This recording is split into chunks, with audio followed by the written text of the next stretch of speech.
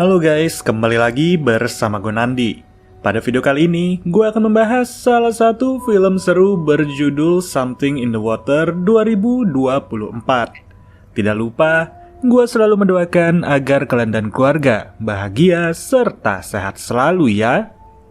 Saat film dimulai, kita akan diperlihatkan kepada kedatangan dari sebuah pesawat yang ternyata ini berlokasi di Virginia, Amerika Serikat.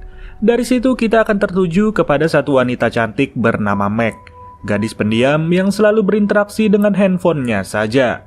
Ternyata dari latar belakangnya, Meg ini merupakan gadis yang sering dibully pada zamannya alias ketika masih sekolah.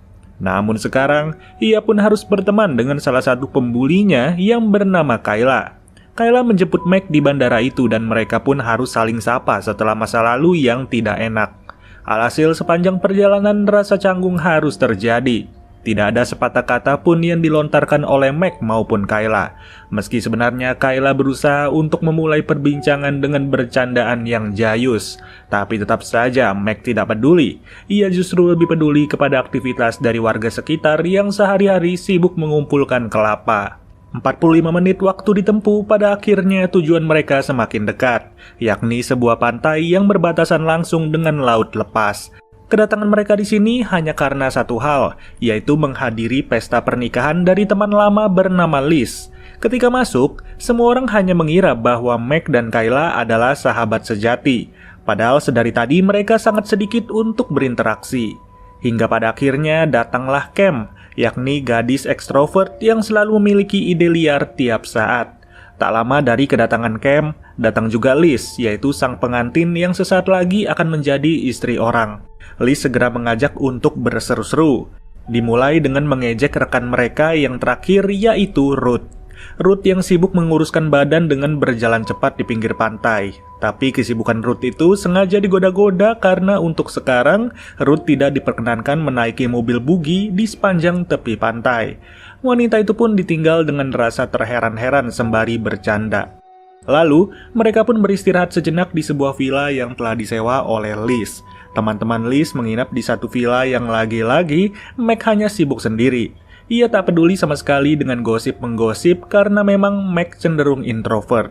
1 jam berselang, berkumpullah orang-orang dekat dari pihak laki-laki dan pihak perempuan. Di bawah gubuk 3x3, calon suami Liz yang bernama Dom mulai menyatakan keseriusannya. 48 jam dari sekarang alias 2 hari lagi, Liz akan resmi menjadi istri dari Dom. Tentu selama fase yang masih semanis madu ini, cinta mereka terasa semerbak serta sangat harum. Namun sebelum dunia menjadi milik berdua, Liz sendiri diberi kesempatan oleh Dom untuk menghabiskan masa gadisnya bersama keempat rekan, di mana Dom akan menghabiskan juga bersama rekan-rekannya. Alhasil di malam itu, hal pertama yang dilakukan Liz and the gang adalah minum-minum. Hampa rasanya bagi mereka jika tidak memulai segala keseruan dengan joget serta lompat-lompat. Mereka sendiri langsung merasa lupa dengan latar belakang masing-masing. Meg dan Kayla yang memiliki masa lalu tidak enak merasa sangat enak pada malam itu. Kemudian ketika pagi tiba, rasa kantuk yang luar biasa tak henti-henti menghantui para gadis tersebut, terkecuali Cam. Cam yang telah memiliki sebuah ide untuk mengajak keempat rekannya pergi ke sebuah pulau. Secara diam-diam, Cam sendiri telah menyewa sebuah bot kecil yang terasa sangat pas untuk 5 orang. Di sini, keempat orang yang nggak tahu rencana itu sangat menyayangkan kenapa Cam tidak bercerita lebih dulu sebelum menyewa. Karena pada faktanya, kapal yang ia pilih sangat-sangat di luar ekspektasi dan ukurannya sendiri jauh di luar nalar. Tapi nasi sudah menjadi bubur, tak ada keseruan yang bisa diberi oleh Cam selain ia sendiri yang akan membawa bot itu. Semua pun hanya bisa nurut saja, terlebih dengan ide cemerlangnya. Cam meminta mereka semua untuk mengumpulkan HP ke dalam satu tas. Tidak ada handphone selama keseruan ini, bahkan gelang-gelang yang merupakan identitas dari kelompok mereka harus dikumpulkan. Cam ingin mengajak mereka semua untuk kembali ke masa muda, lebih tepatnya masa SMP dan SMA. Alhasil berangkatlah bot itu ke arah yang tidak diketahui. Hanya Cam seorang yang tahu harus kemana. Nah, di sini orang paling ide sedunia mulai bertindak dan akan membawa malapetaka kepada rekan-rekannya. Yang Cam tahu hanyalah teriak sekeras mungkin serta memutar setir kapal ke arah yang ia mau. Sejauh mungkin dan sesepi mungkin. Jika memungkinkan, menghilang dari peradaban pun akan digapai oleh Cam. Yang benar saja, dibawalah keempat temannya ke sebuah pulau. pulau yang terpisah dari pulau-pulau lain dan hanya berdiri sendiri di tengah laut lepas. Mereka bisa menghabiskan waktu hingga sunset yang ujungnya akan menjadi postingan menarik di Instagram. Namun siapa sangka, baru saja Meg dan Kayla turun, Cam bersama Liz dan Ruth langsung mengada-ngada. Meg bersama Kayla ditinggal berduaan saja di mana mereka bertiga akan pergi ke lain tempat. Meg dan Kayla diminta untuk berbincang bersama terkait masa lalu mereka yang membuat canggung. Dan apabila telah berdamai, maka mereka berdua akan dijemput lagi 2 jam kemudian. Benar-benar sahabat yang sangat baik, meninggalkan kedua rekan tanpa handphone dan tanpa kejelasan. Serasa wilayah ini adalah lingkungan mereka sehari-hari yang seluk-beluknya telah dihafal seumur hidup. Apa boleh buat, kini Kayla dan Meg harus berduaan saja. Mereka pun bingung sendiri harus memulai dari mana. Tak ada yang berinisiatif membuka topik terkait masa lalu mereka. Di waktu yang sama, Cam, Ruth, dan Liz ternyata hanya pergi ke sisi lain dari pulau itu. Ternyata juga, Cam gak berani untuk pergi ke tempat lain mengingat ia tak hafal apa-apa di wilayah ini. Lalu, kita kembali kepada Meg dan Kayla yang sampai detik ini belum berbicara sedikit pun. Tapi ketika Kayla sibuk bermain pasir, terdengarlah suara Meg yang memanggil. Bisa disimpulkan sejak panggilan itu mereka berdua sedang berbincang dan saling mencoba untuk berdamai. Sementara itu seperti apa yang kita lihat, Cam si pemberi ide cemerlang mulai menemukan sesuatu yang janggal. Ia tak sengaja melihat beberapa mainan yang tergeletak di dasar laut. Dari penemuan itu, Cam tak muncul-muncul lagi ke permukaan. Keberadaannya membuat Ruth merasa cemas di mana Ruth terus melihat ke sekeliling. Tapi untung saja, Cam masih muncul ke permukaan. Di saat yang sama, Meg dan Kayla telah selesai berbincang. Mereka berdua memutuskan untuk berjalan-jalan saja di sekitaran pulau ini. Akan tetapi sebelum berjalan, Kayla memberi ide untuk merendam badan lebih dulu, karena memang terik matahari terasa sangat menyengat di kulit mereka. Hingga pada akhirnya, Ruth dan Cam yang bermain di tepi pantai dikejutkan dengan satu hal, yaitu kedatangan Meg dan Kayla yang telah berjalan sembari bergandengan tangan. Tapi saat itu juga, tiba-tiba Ruth terasa tertarik ke dalam air. Yang ujungnya, Ruth histeris sendiri setelah air di sekitarnya berubah menjadi merah. Belum tahu apa yang terjadi, tapi Liz merasa panik setengah mati. Dan siapa yang menyangka, tarikan yang ia rasakan sebelumnya telah membuat betis kanan coak hingga ke tulang. Dari sinilah Liz masih panik sembari berteriak ada hiu di dalam air itu. Namun bukannya membantu, Liz terus-terusan teriak tanpa henti di saat ketiga temannya sedang sibuk menolong Ruth. Ruth panik bukan main, ia merasa hidupnya selesai setelah kejadian ini. Siapa yang mengira, Cam yang awalnya menyelam cukup dalam justru tidak tertimpa sial seperti Ruth. Begitupun halnya dengan Kayla dan Meg. Dari kejadian ini, Liz yang paniknya memuncak langsung menyalahkan Cam. Cam yang memberi ide untuk pergi ke Pulau Anta Beranta tanpa mengulik informasi lebih dulu. Tapi ya, karena sudah salah, Cam hanya bisa berusaha untuk melakukan yang terbaik. Ruth pun langsung dimasukkan ke dalam bot di mana mereka akan bergegas untuk membawanya pulang. Anehnya, sebelum kejadian tadi, wujud hiu yang menerkam Ruth tidak kelihatan sama sekali. Air laut serasa tenang tanpa adanya kehadiran satu makhluk. Sial, ketika Ruth merasa semakin lemas, Kayla dan Liz baru sadar bahwa tak ada sinyal di tempat ini. Kelima HP sudah dicoba, yang ujungnya Liz semakin panik dan ia berinisiatif untuk membawa bot itu. Nah, di momen inilah kebodohan para gadis tersebut semakin terlihat.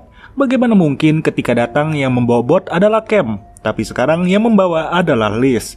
Jelas-jelas Cam jauh lebih ahli dan mulus-mulus aja selama membawa.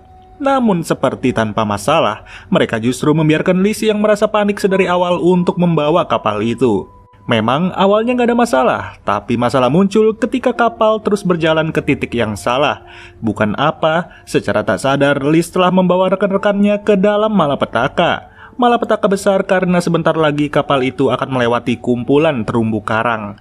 Benar-benar pintar yang kebangetan. Semua sibuk kepada Ruth serta mencueki Liz yang terus bertanya apakah arahnya sudah benar. Alhasil karena kekompakan inilah, kapal yang melaju kencang itu harus menabrak terumbu karang. Mesin langsung mati total yang celakanya mereka tak tahu sekarang berada di mana. Bukan hanya itu, Liz yang panik sudah mati kutu ketika mesin tak bisa lagi dinyalakan. Inilah hadiah paling indah bagi gadis-gadis pintar yang sangat kompak. Bodi kapal pun mengalami kebocoran yang mana dalam hitungan menit kapal ini akan tenggelam. Sangat disayangkan, Ruth sendiri semakin lemas serta sangat sulit untuk bangun. Mau tak mau, Ruth harus terus ditopang oleh tenaga dari keempat temannya. Siapa yang percaya, dari yang awalnya senang-senang semua berubah menjadi mencekam. Cam merasa sangat bersalah dan ia hanya bisa menyesali ajakannya. Di sini, si calon pengantin alias Liz turut termenung dengan apa yang terjadi. Padahal Ruth adalah bridesmaid-nya, tapi sekarang wanita itu sudah terbaring lemas tak berdaya. Parahnya, di dalam kapal yang disewa Cam hanya terdapat satu pelampung saja. Cam mengakui bahwa sebenarnya ia sudah tahu akan segala kekurangan dari kapal ini dan betapa tidak amannya untuk dibawa jauh. Tapi ia tetap nekat dan diam-diam bertindak seenak jidat tanpa diketahui si pemilik kapal. Yang luar biasanya, Cam juga sudah diberitahu bahwa perairan di sini sangat berbahaya akan keberadaan hiu-hiu air dangkal. Namun ia malah merasa tak percaya dan menyepelekan semua itu. Apa boleh buat, tak ada lagi waktu untuk menyesal. Mereka berlima harus keluar dari kapal ini yang sialnya, Liz baru jujur bahwa ia tak bisa berenang. Alhasil ada dua beban untuk sekarang. Namun bedanya, membawa Ruth akan jauh lebih memancing hiu karena pendarahan yang ia alami. Cepat atau lambat, keluarnya mereka dari kapal itu akan membuat masalah lebih besar lagi. Belum apa-apa, Liz sudah memberi beban kepada Meg dengan panik yang tak karuan. Tak bisa berenang membuat ia mendorong Meg hingga nyaris tenggelam. Terapung seperti ini membuat mereka berlima harus mencari pertolongan yang tidak mungkin. Ruth sendiri tak sadarkan diri dan hal itu membuat rasa putus asa semakin besar. Seiring berjalannya waktu, kondisi dan situasi masih tidak berubah. Bukannya harapan yang datang, justru mereka mulai dihampiri oleh hiu. Satu hiu yang berkeliling di sekitar dan mencium bau darah dari Ruth. Namun, hiu di perairan ini bukan seperti hiu pada umumnya. Mereka tidak langsung menyerang, di mana cara memangsa mereka adalah memantau lebih dulu. Satu-satunya keputusan yang harus dibuat oleh para gadis ini adalah membuang Ruth. Ruth yang baru mereka sadari ternyata telah menghembuskan nafas terakhir sedari tadi. Sangat disayangkan, berat hati bagi Liz melepas satu temannya tanpa pernah disangka sama sekali. Bersenang-senang karena ada satu kerabat yang menikah, namun ujungnya malah seperti ini. Di sini juga Liz menjelaskan bahwa satu hari setelah pernikahannya, Ruth sempat berkata akan mengikuti lomba lari antar provinsi demi membanggakan kedua orang tua. Tapi semua itu sirna hanya karena satu kekonyolan dari Cam. Bisa dilihat, Ruth dibiarkan mengapung begitu saja di lautan. Semakin jauh ia mengapung, hiu pemangsa pun siap menerkam untuk makan siang. Diperhatikan secara seksama, pada ujungnya 4 orang yang tersisa harus menyaksikan hiu itu memakan Ruth. Tak ada lagi yang tersisa dan bahkan lama-kelamaan air yang berwarna merah mulai menghilang. Sedih rasanya bagi Liz sebagai calon pengantin. Beberapa jam kemudian, Kayla memutuskan untuk pergi seorang diri. Ia berencana mencari bantuan secepat mungkin sebelum hari semakin gelap. Di mana ketiga orang yang mengapung di lautan itu semakin lama semakin gosong akibat terik matahari yang luar biasa menyengat. Satu tidak bisa berenang, dua lagi tidak tahu harus pergi kemana. Dikelilingi hiu membuat mereka pun merasa sangat pasrah. Yang ujungnya Liz ditinggal sendirian. Anehnya, hiu itu hanya mengejar Cam dan juga Meg. Sedangkan Liz yang gak bisa berenang terus dijauhi tanpa sebab. Awalnya Liz bertanya-tanya kenapa hiu itu tahu ia nggak bisa berenang. Namun ternyata alasannya bukan itu. Melainkan ada satu hal yang membuat hiu itu lebih tertarik, yakni lengannya Cam yang terluka parah akibat benturan di kapal. Dengan begini, Cam pun merasa nggak mau membebani kedua temannya. Ia tahu sekarang ini adalah waktunya untuk menyusul Ruth. Cam nekat menjauh dan berenang seorang diri demi memancing hiu itu. Ia memasang badannya dan sangat siap untuk dimakan dalam hitungan detik. Seketika, Cam harus disantap secara nikmat dan tubuhnya pun perlahan lenyap ke dasar laut. Liz dan Meg harus melihat situasi menyedihkan itu. Situasi yang membuat Cam membayar lunas kesalahannya. Kini, tersisa Meg dan Liz saja yang masih terapung di lautan. Liz sendiri semakin sulit untuk mempercayai adanya harapan. Ia hanya bisa bergantung kepada Dom yang saat ini sedang sibuk seru-seruan bersama kerabatnya. Jelas, kecil kemungkinan untuk Dom bisa sadar. Tanpa handphone, tanpa adanya kabar, Liz dan Meg harus bertahan tanpa tenggat waktu di lautan itu. Tapi tak lama kemudian, terdengar suara kapal dari ujung sana.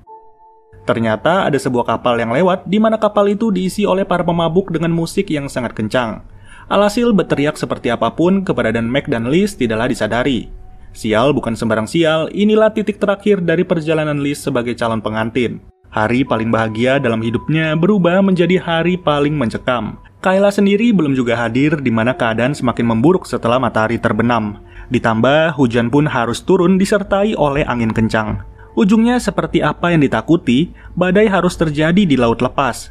Mereka terombang-ambing di sini dan selama itu pula Meg berusaha keras menjaga Liz. Akhirnya setelah badai terlewati, Meg merasa sangat lemas karena seluruh tenaganya telah habis.